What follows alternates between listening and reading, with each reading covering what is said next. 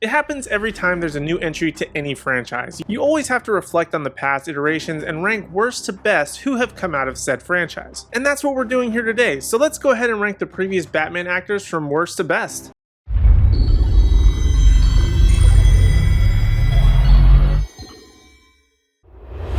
Hey Nerdgenic Nation, superhero nerd Aaron Waller here, and today I wanted to dig into the previous Batman actors to take up the famous cape and cowl prior to seeing the Batman, which will still come out in about a week and a half as of the recording of this video, and I will definitely have a video talking about the Batman once that comes out, so make sure you subscribe so you don't miss out on that. But as I've iterated in a past and controversial video, Batman is my favorite hero, and that's still very true to this day. And you can bet that I have some strong and likely mostly unpopular opinions on who is the best. So with that, let's go ahead and get into it and start with the worst of the worst, George Clooney. To be honest, I really don't know what to say about this one. I don't think that he's single-handedly the one to blame for Batman and Robin, and I can even find some redeemable qualities in the movie, but George Clooney only really fit the Bruce Wayne aspect of a good-looking guy, but never really felt like Batman to me. The movie had a lot of camp like the Adam West series, which I appreciated, but Clooney just never really put a mark on the character. He was just a guy in the suit that added nothing. It could have been any less well-known actor, and the movie could have largely been the same, if not improved. I really wish that Kilmer could have come back for this movie and added his own flair to it.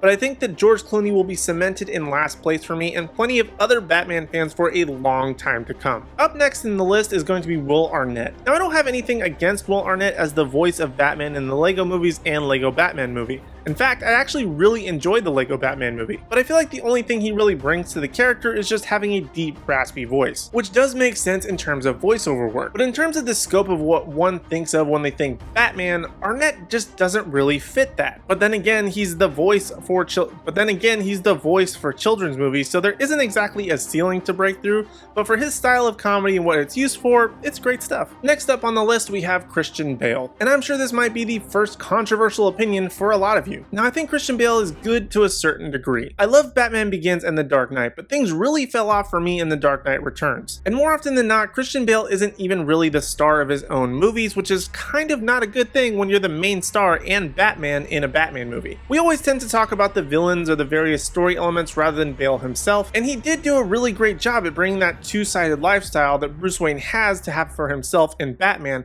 but we kind of already knew that he could pull that off with other movies like American Psycho. I kind of feel like what I mentioned about in the George Clooney point also kind of rings true in the Bale point. This could have been any other actor in this role, and the trilogy likely could have been the same. Yes, Bale did bring his own style and flavor to the character, but it probably wouldn't change a whole lot. Next we have Kevin Conroy. Now I know Kevin Conroy is the Batman for a lot of Batman fans, and I don't blame them. He's voiced Batman in the animated series, Arkham games, and dozens of other Batman properties. So if this is another one of those controversial opinions to you, I wouldn't be surprised. And I love Conroy's voice as the character, but the reason he's so quote-unquote low on this list is he generally sounds very much the same to me when he's doing Bruce Wayne versus Batman. To me, you kind of have to disguise your voice in some way if you want someone to not figure out your identity. Granted, he does change it a little bit to be a bit more soft when he's Bruce, but overall I feel like not much really changes to distinguish himself between one or the other. But really, other than that, I don't have a ton of complaints here. The only reason he's so quote-unquote low on the list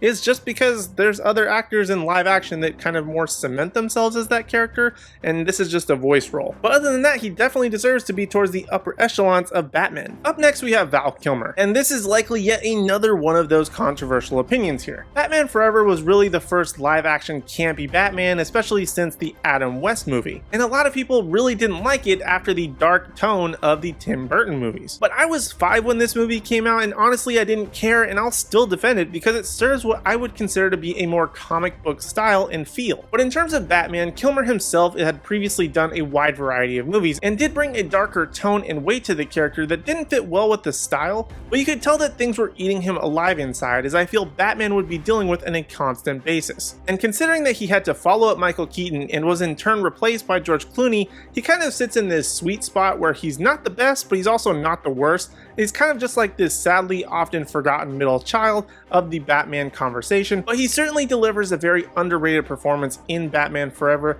and I think if you delve a little bit deeper into the movie, you'll actually see how great he actually is. The next actor on the list for the best Batman is Adam West. Yet another controversial opinion, I'm sure, and I'm not even done yet. But Adam West was my introduction to Batman. I would watch reruns on TV Land at my grandparents' house, and they would record VHS reruns for me to watch over and over. I just could not get enough. It's overly campy, ridiculous, fun, and encompasses a lot of the weird and wacky things from Batman comics. But Adam West himself was a great choice, particularly in terms of Bruce Wayne. He's extremely smooth and has more swagger than anyone can handle, which also he translates over to his portrayal when he has the suit on as Batman. He also just so happens to be in the Batman suit a lot more than just about any other actor on this list, so I do have to give him some credit as Batman. I absolutely loved Adam West as the character, whether that be in the TV show or the Batman the movie, which came out in the 60s. Is it very much a product of its time? Absolutely. A lot of people like to completely rid Adam West of the Batman conversation, but he played Batman and deserves to be on the list, so he's on here. Next up for the best Batman, we have Michael Keaton. And this is likely the #1 Batman for a lot of people, and once again, I can see why. Keaton is phenomenal as Batman. I will not take that away from anyone. He was a very controversial choice when he was cast and ended up paying off massively, not just in terms of box office numbers, but also the fact that he had so much staying power in people's minds as the Batman that he's also coming back for The Flash,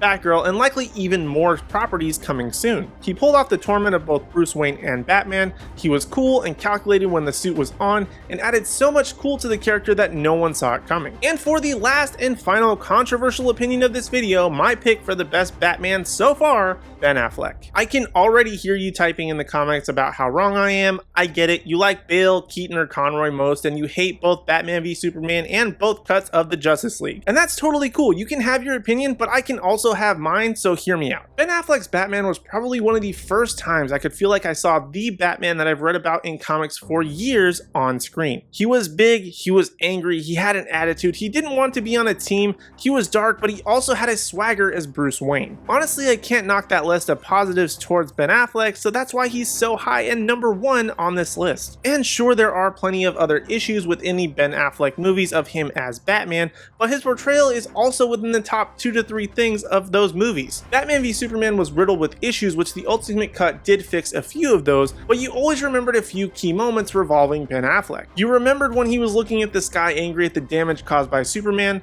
the mech suit and anger that he had of wanting to kill Superman for the pain that he caused, or the awesome fighting and brutality of the warehouse scene. He has gadgets at his disposal, plays up the super rich guy angle when he needs to, which is needed a couple of times in his run as Batman, and overall brings the Conroy Batman that we know from the cartoons so much closer to real life, and I just love that. And though I am sad knowing that his version of Batman didn't really get fully realized with his full hands in it, with the direction that we wanted to see with fighting Deathstroke and possibly so much more, and the fact that his run is ending so soon with The Flash, but all I can think is that it was a good run for the things that he was doing as Batman, and for now he's cemented in the top spot for this list. So those are my Batmans ranked from worst to best, and I can't wait to see where Robert Pattinson's Batman will end up on this list when the Batman hits theaters very soon. But now I want to hear from you in the Nerdgenic community. How many times did you rage at my list? Be honest. Do you agree with any of my rankings, and how would you rank the Batman? Let me know in the comment section down below, and also while you're down there, don't forget to hit like, subscribe, and ring the bell notification so you miss out on any future videos,